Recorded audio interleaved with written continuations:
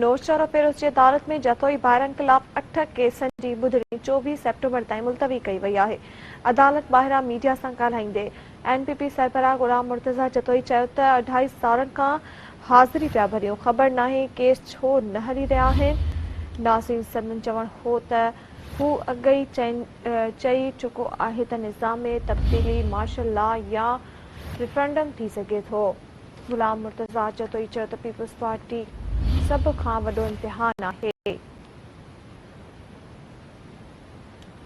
फ़ैसिलो peoples party खे करणो आहे त सिंध ख़ातिर सदारत छॾे थी या न।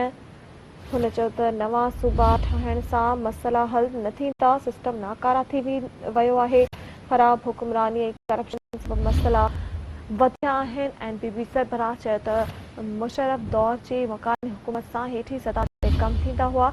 संदसि चवणु हो त बदिलियूं ऐं नौकरियूं विकिरो कयूं वेंदियूं आहिनि। नौकरी हुजे या बदिली, पीपल्स पार्टी वारा मुफ़्त में कम न कंदा आहिनि। गुलाम मुर्तज़ा जतोई चयो त सिंधियुनि लाइ सूबनि ख़िलाफ़ ॻाल्हाइण वॾो बणिजी वियो आहे।